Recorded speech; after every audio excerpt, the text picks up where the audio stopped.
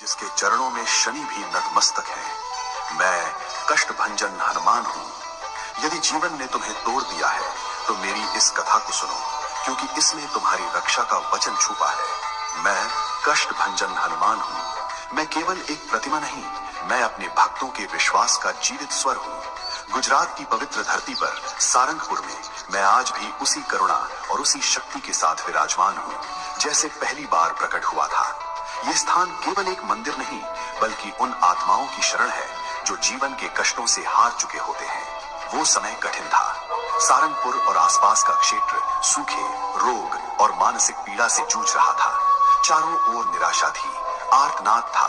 तभी मेरे परम भक्त गोपालानंद स्वामी का हृदय द्रवित हुआ।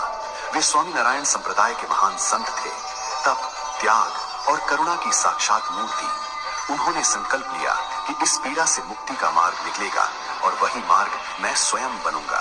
जब मेरी प्रतिमा का निर्माण हुआ तब गोपालानंद स्वामी ने अपनी दिव्य छड़ी से मेरी आंखों का स्पर्श किया।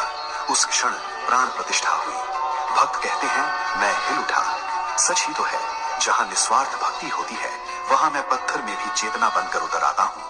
उसी दिन से मैं यहाँ कष्ट भंजन कहलाया, हर कष्ट को तोड़ने वाला। अब सुनो वो प्रसंग जिसने मुझे अद्वितीय बनाया। जब शनिदेव का प्रकोप बढ़ गया और मेरे भक्त पीड़ा में डूबने लगे, तब मेरा हृदय क्रोध से भर उठा। मैं आगे बढ़ा। भय से शनिदेव स्त्री रूप धारण किया, क्योंकि मैं ब्रह्मचारी हूँ और स्त्री पर हाथ नहीं उठाता। उन्होंने मेरे चरणों में गिरकर क्षमा मांगी और वचन दिया कि मेरे भक्तों को अब कष्ट नहीं देंगे। मैंने उन्हें दंड नहीं दिया, मैंने उन्हें शरण दी। उसी क्षण से वे मेरे चरणों में विराजमान हैं और ये दृश्य मेरी प्रतिमा में सदा के लिए अमर हो गया।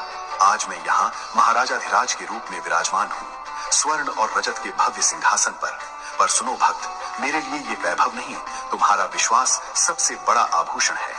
जो भी यहाँ आता है शनि दोष से पीड़ित, बुरी नजर से भयभीत, मानसिक अशांति से टूट चुका, मैं उसे अपने हृदय से लगाता हूँ। यदि तुम ये कथा श्रद्धा से सुन रहे हो तो तुम्हारे भीतर साहस जागता है, भय पिघलता है, नकारात्मक शक्तियां दूर होती हैं।